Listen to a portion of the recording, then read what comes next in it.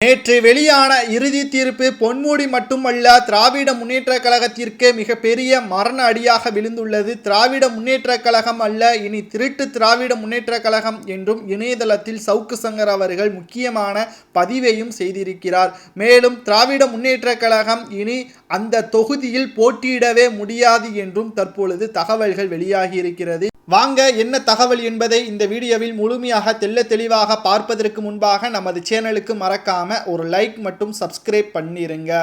கடந்த 2021 சட்டமன்ற தேர்தலில் திருக்கோவிலூர் தொகுதியில் போட்டியிட்டு வெற்றியடைந்த பொன்முடி அவர்களை அமைச்சராக பதவி பிரமாணம் செய்து வைத்தார் முதல்வர் ஸ்டாலின் அவர்கள். தற்பொழுது அப்பகுதியில் உள்ள மக்கள் ஏற்கனவே பொன்முடி அவர்கள் மீது கடும் கோபத்தில் இருந்த நிலையில் பொன்முடி அவர்கள் சொத்து குவிப்பு வழக்கின் காரணமாக அவரது பதவியை இழக்க நேரிட்டது. மேலும் அப்பகுதியில் மீண்டும் இடைத்தேர்தல் நடத்துவதற்கான ஏற்பாடுகளை தேர்தல் ஆணையம் செய்து வரும் நிலையில் அப்பகுதியில் மீண்டும் திமுக போட்டியிட முடியாது என்றும், ஒருவேளை அப்பகுதியில் யாரேனும் திமுகவின் வேட்பாளர்கள் போட்டியிட்டால் வெற்றியடைய முடியாது என்றும் தற்பொழுது அப்பகுதியில் உள்ள மக்கள்கள் கூறி வருகிறார். கிட்டத்தட்ட 2 ஆண்டுகளாக அப்பகுதியில் பொன்முடி அவர்கள் எந்த ஒரு நலத்திட்டத்தையும் செய்து தரவில்லை என்றும், இதற்கு முன்பாக தேர்தல்களில் போட்டியிட்டு அதிக இடங்களில் வெற்றியடைந்த விழுப்புர் தொகுதிகளுக்கே இதுவரை எந்த ஒரு நலத்திட்டங்களையும் செய்து தராதன் காரணமாகத்தான் கடைசி முறை பொன்முடி அவர்கள் விழுப்புரத்தில் தோல்வியடைந்தார்.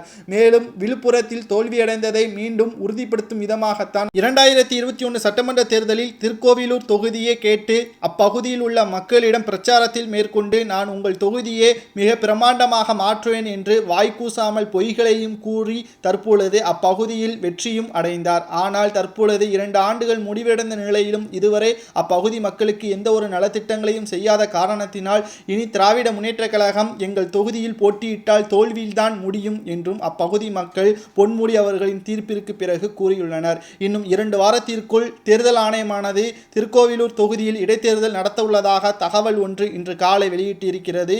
மேலும் திராவிட முன்னேற்ற கழகம் அப்பகுதியில் தோல்வியடைந்தால் நிச்சயமாக நாடாளுமன்ற தேர்தலிலும் மிகப்பெரிய தோல்வியை தழுவும் என்றும் கூறப்படுகிறது. இந்த நிலையில்தான் இன்று காலையிலேயே பொன்முடி அவர்கள் முதல்வர் ஸ்டாலின் அவர்களை நேரடியாக சந்தித்திருக்கிறார். 3 ஆண்டுகள் சிறை தண்டனை, 50 லட்சம் அபராதம் என்று நீதிமன்ற தீர்ப்பிற்கு பிறகு இன்று காலை நேரடியாக முதல்வர் ஸ்டாலின் அவர்களின் வீட்டிற்கு சென்று ஆலோசனையும் நடத்தியுள்ளார்.